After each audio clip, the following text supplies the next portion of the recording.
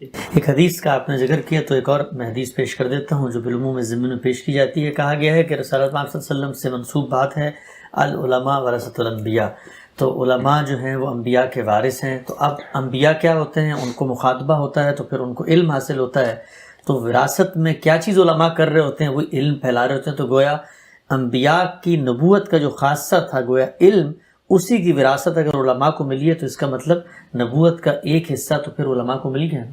یعنی اللہ تعالیٰ کے پیغمبر جو علم اپنے پیچھے چھوڑ کے جاتے ہیں اس کو پہنچانے کا کام کون کرتے ہیں؟ لفظ ورثہ پر غور کیجئے کیا چیز ہے۔ یعنی میں نے کمایا، میں نے محنت کی، میرے پاس کچھ مال آیا، یہ میں نے اپنے بیٹے کو دیا، اسی کو ترکہ اور ورثہ کہتے ہیں نا۔ تو علماء اصل میں اس علم کے وارث ہیں۔ وہ علم کہاں ہے؟ وہ قرآن مجید میں ہے۔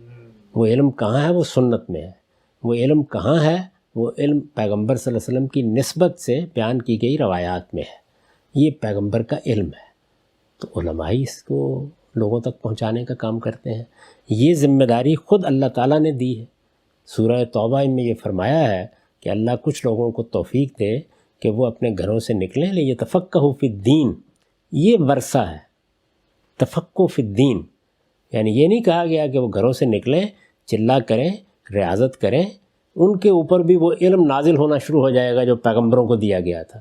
یہ کہا گیا کہ جو دین پیغمبر لے کے آئے ہیں اس میں بصیرت پیدا کریں، اس میں بصیرت پیدا کر کے اس کو سمجھ کر دوسرے لوگوں تک پہنچائیں۔ لِيُنذِرُوا قَوْمَهُمْ إِذَا رَجَعُوا إِلَيْهِمْ۔ تو پیغمبر کے بعد علماء نے کیا کرنا ہے، ان کا کام بھی قرآن نے بیان کر دیا ہے، اور علماء بنتے کیسے ہیں اس کو بھی قرآن نے بیان کر دیا ہے، اور ان کی ذمہ داری کیا ہے اس کو بھی قرآن نے بیان کر دیا ہے۔ میرا اصرار ہی یہی ہے کہ آپ کو جو کچھ کہنا ہے دین کے معاملے میں، آپ بتائیے کہ وہ بات اللہ کی کتاب میں کہاں بیان ہوئی ہے۔ اپنا ایک فلسفہ بنا کے اس کے لیے قرآن کی کوئی آیت اس کے سیاق سباق سے الگ کر کے پڑھ دینا، کوئی ایک روایت بیان کر دینا، یہ کوئی طریقہ نہیں ہے۔ اس میں استدلال کا صحیح طریقہ یہ ہے کہ آپ بتائیے، دیکھیے یہ بات اللہ تعالیٰ نے فرمائی ہے۔ ختم نبوت کے بارے میں جو کچھ کہنا تھا اللہ نے کہا ہے، جو کچھ کہنا تھا اللہ کے پیغمبر نے کہا ہے، ہم اس کی شرح و وضاحت کر رہے ہیں۔ اگر اس سے ہٹ کر کوئی چیز ہے تو اس کے لیے دلیل آپ کو اللہ کی کتاب سے دینی ہے، اللہ کے پیغمبر سے دینی ہے۔ اللہ کی کتاب میں ایسی کوئی بات نہیں ہے۔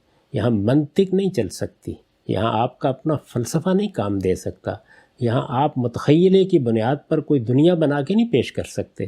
جو کچھ کہنا ہے اللہ کی کتاب کی بنیاد پر کہیے۔ تو ہم اس سے واقف ہیں کہ وہ کون سی وحی ہے جو اللہ تعالیٰ کی طرف سے چرند پرند پر ہوتی ہے۔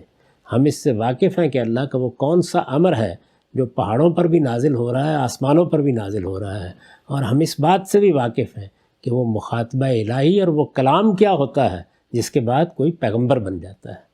تو اللہ تعالیٰ نے جس چیز کا خاتمہ کیا ہے وہ یہ چیز ہے، اور یہ بتا دیا ہے اللہ کے پیغمبر نے کہ اس میں اگر کوئی ملتی جلتی چیز بھی انسانوں کے ساتھ موجود تھی تو وہ کیا تھا؟ رویا صادقہ، یعنی کسی کا سچا خواب۔ تو یہ بتا دیا کہ وہی باقی ہے اور کچھ باقی نہیں۔